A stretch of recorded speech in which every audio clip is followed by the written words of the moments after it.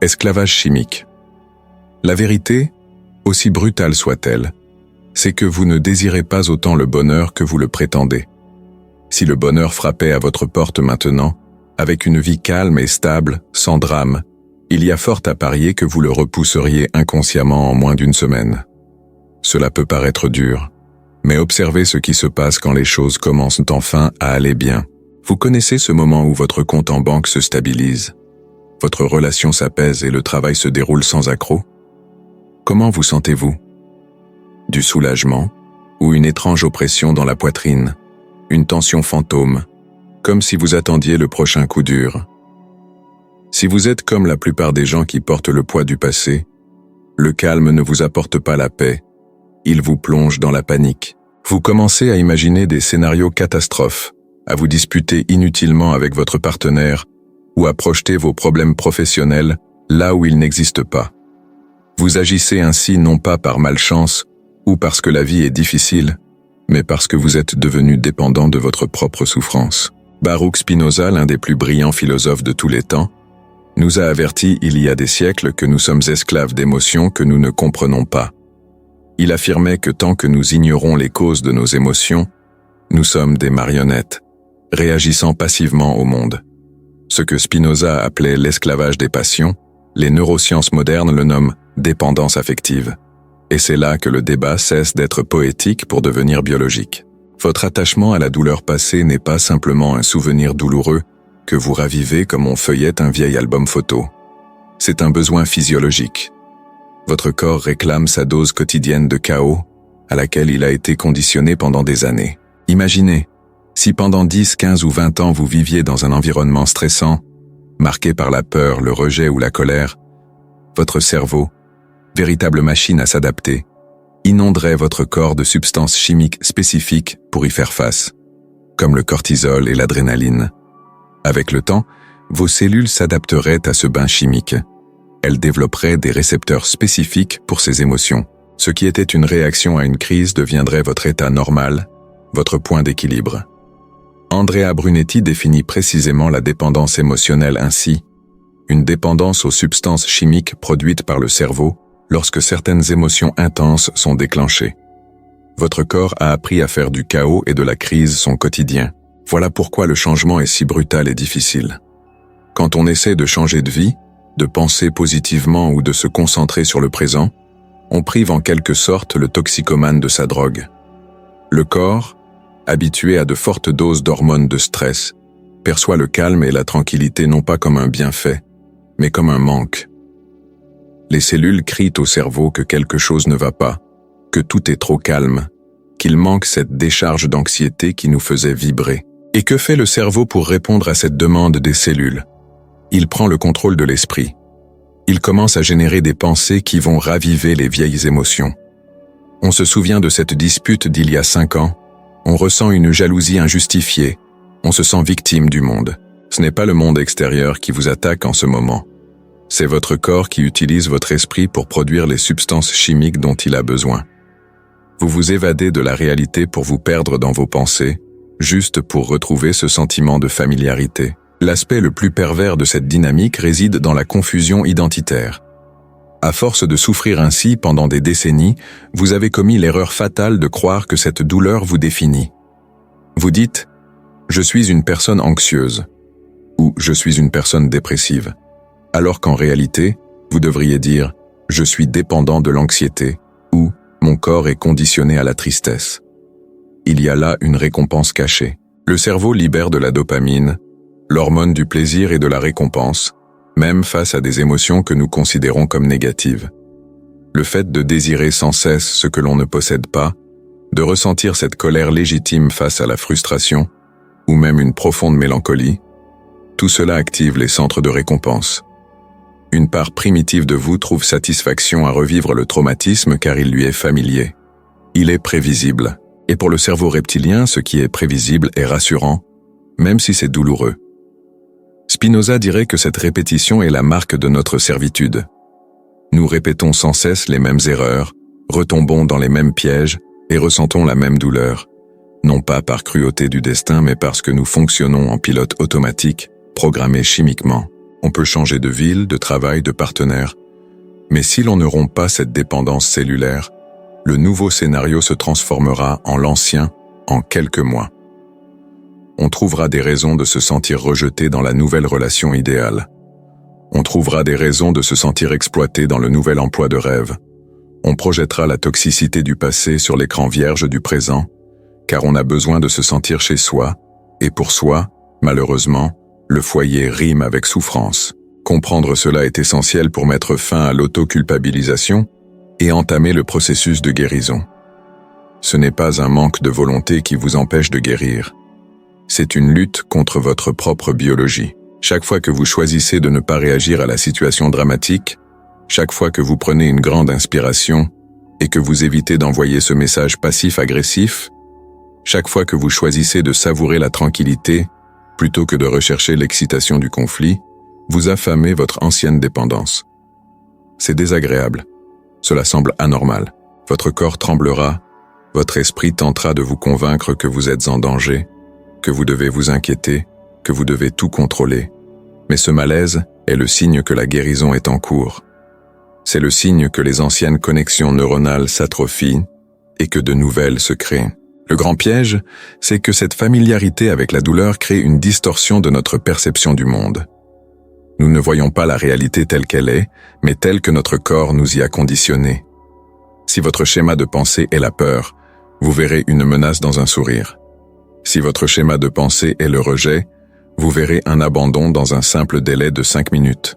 Cela nous amène à remettre profondément en question notre perception de la réalité. Dans quelle mesure ce que vous voyez se produire dans votre vie est-il réel? Et dans quelle mesure n'est-ce pas simplement votre addiction qui projette des fantômes dont elle se nourrit? Si notre corps est capable de déformer le présent pour s'assurer sa dose de familiarité, comment pouvons-nous faire confiance à ce que nous ressentons aujourd'hui concernant nos proches et notre avenir? Saboter le présent. Vous ne vivez pas là où vous êtes. C'est la conclusion la plus effrayante à laquelle nous puissions parvenir en analysant honnêtement le comportement humain. Vous croyez être ici, assis, en train de lire ou d'écouter ces mots. Mais votre esprit est un voyageur temporel qui refuse de débarquer dans le présent. Spinoza disait que notre esprit fonctionne souvent par imagination et non par raison. Pour lui, imaginer, ce n'est pas seulement fantasmer sur des licornes. C'est percevoir le monde à travers les traces que le passé a laissées en nous, et non tel qu'il est réellement. Nous projetons de vieux films sur de nouveaux écrans, et nous appelons cela la réalité. Et c'est précisément parce que nous vivons dans ce cinéma mental que nous sabotons systématiquement toute chance de paix que le présent tente de nous offrir. Il existe une analogie parfaite pour expliquer pourquoi nous détruisons les bonnes choses qui nous arrivent. Une histoire qui illustre notre tragédie quotidienne. Imaginez que vous voyagiez seul en Russie pour la première fois. Vous ne parlez pas la langue. Vous ne comprenez pas les panneaux. Le climat est hostile. Et vous vous sentez profondément isolé et vulnérable. Soudain, dans un café bondé d'inconnus, vous entendez un accent familier. Vous regardez sur le côté et voyez un groupe de personnes qui parlent portugais, et qui plus est, avec l'argot de votre ville natale. Peut-être mentionne-t-il même la boulangerie du coin de votre rue.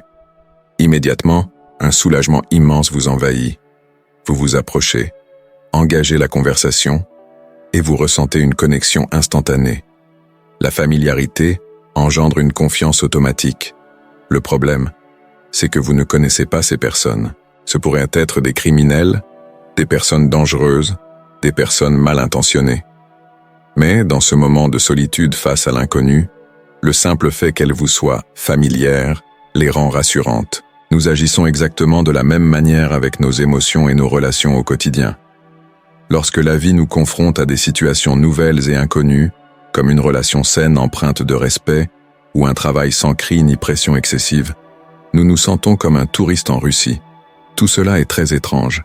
La paix est une langue étrangère que nous ne maîtrisons pas. Le silence de la stabilité nous rend paranoïaques. Alors, que faisons-nous? Nous recherchons l'accent familier du chaos. Nous cherchons le langage du drame. Si votre passé a été marqué par le rejet, la trahison ou l'instabilité, ce sont ces personnes qui vous comprennent. Lorsque vous entamez une relation avec quelqu'un de gentil, constant et honnête, Quelque chose en vous se dérègle. Où sont les cris? Où est la peur de l'abandon? Où sont les montagnes russes émotionnelles? L'absence de ces anciens problèmes n'inspire pas la gratitude, mais la méfiance. Vous commencez à trouver cette personne ennuyeuse. Vous dites qu'il y a un manque d'alchimie, mais ce qui manque vraiment, c'est le traumatisme. Et c'est là que le sabotage commence. Vous vous disputez pour une serviette mouillée sur le lit. Non pas parce que la serviette a de l'importance, mais parce que la dispute génère une tension que vous reconnaissez. La dispute vous rassure. Vous recréez l'enfer, parce que le paradis est trop inconfortable pour quelqu'un qui ne l'a jamais connu. Ce sabotage est une tentative désespérée de transformer le présent en passé, car le passé, aussi douloureux soit-il, est figé dans le temps. Vous savez survivre à la douleur. Vous êtes un expert en souffrance. Mais vous n'avez même pas les bases du bonheur. Le bonheur menace votre identité de survivant. C'est pourquoi, quand tout va bien, vous ressentez cette envie irrésistible de casser quelque chose pour pouvoir le réparer plus tard, ou pour vous victimiser à nouveau. C'est le phénomène de l'employé qui quitte un environnement de travail toxique, où il était exploité, pour rejoindre une entreprise structurée. Au lieu d'en profiter, il se met à chercher la petite bête, à répandre des rumeurs, ou à s'inquiéter outre mesure pour des broutilles. Il a besoin de transformer son nouveau patron en son ancien bourreau, car il ne sait interagir qu'avec les bourreaux. Spinoza soutiendrait que cela se produit parce que nous sommes prisonniers de idées inadéquates. Nous ne voyons pas la nouvelle petite amie ou le nouveau patron. Nous voyons la projection de nos souvenirs sur eux. Nous combattons des fantômes, mais les coups portés atteignent des personnes réelles. Et le plus triste, c'est que, souvent, nous utilisons une émotion négative pour nous protéger d'une autre, encore plus profonde. Prenons l'exemple de quelqu'un qui déteste se sentir triste ou vulnérable, car il a appris depuis longtemps que la tristesse est un signe de faiblesse. Cette personne peut devenir dépendante de la colère. La colère est forte, la colère a de l'énergie, la colère repousse les autres. Ainsi, chaque fois qu'une situation présente menace de rouvrir des blessures de tristesse ou de solitude, cette personne explose de fureur. Elle sabote l'intimité, repousse ses proches, coupe les ponts, tout cela pour éviter d'affronter la véritable émotion enfouie au plus profond de son âme. La colère devient le rempart de la tristesse, et le sabotage, l'arme de ce rempart. Nous observons le monde tridimensionnel, la matière qui nous entoure, et nous blâmons les circonstances. Nous disons « je suis comme ça à cause de lui » ou « ma vie est mauvaise à cause de cela ». Nous nous victimisons car c'est plus facile que d'admettre que nous sommes les artisans de cet effondrement continu. Mais la dure réalité est que le monde extérieur n'est qu'un miroir. Si vous vibrez à la fréquence de la peur, vous trouverez des raisons d'avoir peur même dans un parc d'attractions. Si vous vibrez à la fréquence du manque, vous vous sentirez pauvre même avec de l'argent en poche. Vous intériorisez ce qui s'est passé il y a 10 ans et vous appliquez un nouveau vernis au présent. Vous rejouez la même scène, le même scénario, seuls les seconds rôles changent. C'est une forme d'arrogance que de croire connaître l'avenir en se basant uniquement sur le passé. Paniquer parce que votre partenaire n'a pas répondu à un message depuis 30 minutes, c'est présumer que l'avenir sera une répétition exacte de votre passé traumatique. C'est décréter que, parce que vous avez souffert par le passé, vous souffrirez encore. Cette certitude est le pire ennemi de votre liberté. Elle vous empêche de voir la réalité brute et nouvelle qui se déroule sous vos yeux. Vous étouffez les possibilités infinies du présent en les ensevelent sous le poids du passé. Et ainsi, la vie s'écoule. Non pas la vraie vie, vibrante et pleine d'expériences nouvelles, mais une version grise et répétitive. Un disque rayé qui tourne en boucle la même chanson triste. L'autosabotage vous empêche d'avancer, de grandir, de découvrir qui vous pourriez être si vous vous débarrassiez de ce lourd fardeau. Vous devenez le prophète de votre propre apocalypse, prédisant des catastrophes et œuvrant ensuite, inconsciemment, à ce qu'elles se produisent, juste pour pouvoir dire à la fin « Je le savais, j'avais raison ». Mais avoir raison vaut-il la peine si le prix à payer est votre bonheur? Vaut-il la peine d'avoir raison sur la cruauté du monde si, pour le prouver, il faut détruire tout ce qui est bon et qui tente de s'épanouir dans votre jardin? Mais si c'est nous qui créons cette pièce tragique, si c'est nous qui écrivons ce scénario de sabotage et de souffrance répétée, N'y a-t-il pas moyen de quitter la scène? Si vous êtes l'acteur qui souffre et le scénariste qui recrée le drame, quelle est cette part de vous qui prend conscience de tout cela? Qui observe? Il n'y a qu'une seule issue à ce labyrinthe que vous avez vous-même créé. Si votre chimie corporelle vous retient prisonnier du passé et que votre esprit sabote le présent, la solution n'est pas de lutter contre ces mécanismes. La lutte ne fait qu'engendrer davantage de tension, et la tension est précisément le carburant dont raffole votre dépendance émotionnelle. La solution proposée par de grands penseurs comme Spinoza, et confirmée par la psychologie moderne, est un changement radical de perspective. Vous devez cesser d'être le personnage principal de votre propre tragédie et devenir le spectateur qui assiste au spectacle. Cela peut paraître abstrait, mais c'est l'outil le plus pratique et le plus puissant dont vous disposerez. Imaginez un instant que votre vie soit un film projeté sur un écran géant. Jusqu'à présent, vous étiez rivé à l'écran, si près que chaque explosion, chaque cri, chaque larme semblait vous arriver. Vous ressentiez la douleur du personnage parce que vous pensiez être ce personnage. Devenir spectateur, c'est prendre du recul et s'installer dans un fauteuil de cinéma. Le film continue de défiler. Le personnage à l'écran, qui porte votre nom, votre visage et partage votre histoire, continue d'affronter ses problèmes, de ressentir de la colère, de se débattre avec les embouteillages ou la solitude. Mais vous, conscience observatrice, êtes assis dans l'obscurité, en sécurité, à grignoter du pop-corn. Vous voyez le personnage rougir de colère, mais vous ne rougissez pas. Vous le voyez pleurer et vous éprouvez de la compassion pour lui, mais vous ne vous laissez pas submerger par ses larmes. Cette séparation, ce petit espace entre celui qui ressent et celui qui observe, est le siège de la véritable liberté humaine. Spinoza disait qu'une émotion cesse d'être une passion dévorante dès l'instant où nous nous en faisons une idée claire et distincte. Autrement dit, dès que vous observez votre colère et que vous vous dites « Tiens, la colère remonte », elle perd son pouvoir de vous dominer. Elle cesse d'être un monstre gigantesque et devient un simple événement, un phénomène passager, comme un nuage qui traverse le ciel. Cette pratique d'auto-observation exige le développement d'une forme de double conscience. Au fil de vos journées, que vous travailliez, parliez ou argumentiez, une partie de vous doit rester à l'extérieur, observant la situation. Imaginez une caméra volante survolant votre tête 24h24, transmettant des images à une salle de contrôle où se trouve votre véritable moi. Lorsqu'on vous insulte, votre moi caricatural aura envie de réagir immédiatement, de crier, de rechercher cette dose d'adrénaline et de conflit. Mais votre moi observateur, là, dans la salle de contrôle, observe le mécanisme à l'œuvre. Il se dit « intéressant », le cœur s'est emballé, les mains sont moites. L'ego a été blessé et cherche maintenant à se venger. Ce n'est qu'un vieux schéma qui se répète. En vous racontant l'événement au lieu de vous laisser submerger, vous rompez le circuit de l'habitude. Vous insérez un intervalle de lucidité entre le stimulus et la réponse. Cependant, ne vous y trompez pas. Il ne s'agit pas d'une démarche purement intellectuelle. Le corps, comme nous l'avons vu, est l'ancrage de l'addiction, et c'est par lui que nous devenons spectateurs. Il est impossible d'observer clairement l'esprit si le système nerveux est en état d'alerte maximale. La respiration devient alors votre arme secrète.